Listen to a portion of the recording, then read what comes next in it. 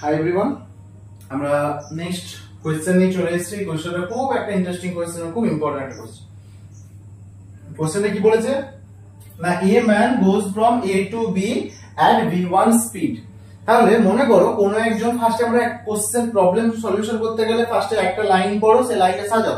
কি বলছে, man goes from A to B, কোনো একজন ব্যক্তি পয়েন্ট এ থেকে পয়েন্ট বি তে চলে গেছে। ধরো ফাইন, এ থেকে বি তে চলে গেছে এবং সে কি স্পিড কি নিয়ে গেছে, তুমি বলবে স্যার v1 স্পিড নিয়ে গেছে। চলো এই যে ডিসটেন্সটা আছে, ডিসটেন্সটাকে নাম দেওয়া যায়।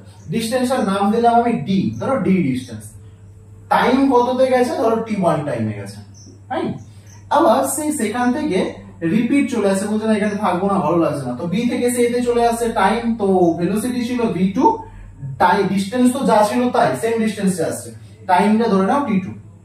এবার ফার্স্টে আমাকে ভেলোসিটি বার করতে হবে। ভেলোসিটি মানে আমি কি পাচ্ছি, ডিসপ্লেসমেন্ট পাচ্ছি। তাহলে displacement means shortage distance, displacement means shortage distance. তাহলে আমি যদি এইটা থেকে যতটা পথ গেছি যদি ততটা পথই ব্যাক চলে আসি, তাহলে আমার অ্যানসার কত আছে, ডিসপ্লেসমেন্ট তুমি বলবে স্যার 0, আপনি যতটা গেছেন ততটাই ব্যাক আসছে, তাহলে আমার ডিসপ্লেসমেন্ট 0।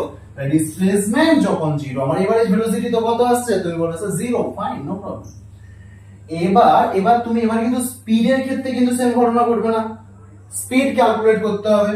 স্পিড আমি যখন, কারণ স্পিডে কি আছে, ডিসটেন্স আছে, ডিসটেন্স তোমার ক্যালকুলেট করতে হয়, ডিসটেন্স আমি ক্যালকুলেট করব।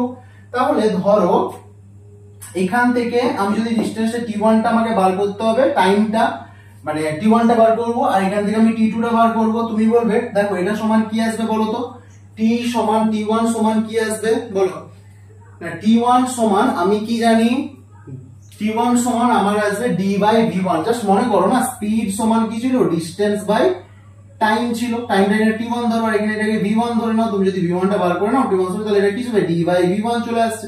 আর এটা চলে আসছে t2 সমান d বাই v2। তাহলে তুমি এটা পেয়ে গেলে। তাহলে এবার তোমার ফর্মুলা কি ছিল, ফর্মুলা স্পিডের ক্ষেত্রে টোটাল ডিসটেন্স। তাহলে এখান থেকে এই ab যাচ্ছে d ডিসটেন্স, b থেকে a আসছে d, তাহলে d প্লাস d হয়ে গেল তোমার 2d। এটা তুমি পেয়ে গেলে টোটাল ডিসটেন্স। এবার তুমি কি করবে, টোটাল টাইম করবে। টোটাল টাইম মানে দুটোকে যোগ করে দাও, তাহলে এটা কি করবে, d by v1 plus d by v2। তাহলে dd চলে যাচ্ছে, তাহলে উপরটায় পড়ে থাকছে 2, এখান থেকে যে v1 v2 নিচে থাকছে সেটা উপরে উঠে যাচ্ছে, তাহলে v1 v2 divide by v1 plus v2। দেখো বোঝা গেছে না যায়নি বলো, কমেন্ট করো বোঝা গেছে না যায়নি, কমেন্ট করো। আশা করি সবাই বুঝতে পেরেছো।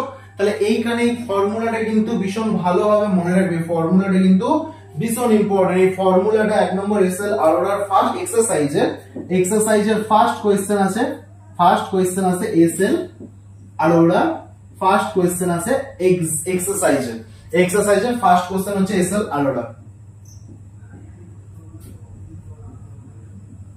First question. তাহলে আমরা SL Arora first question solution করে নিলাম। চলো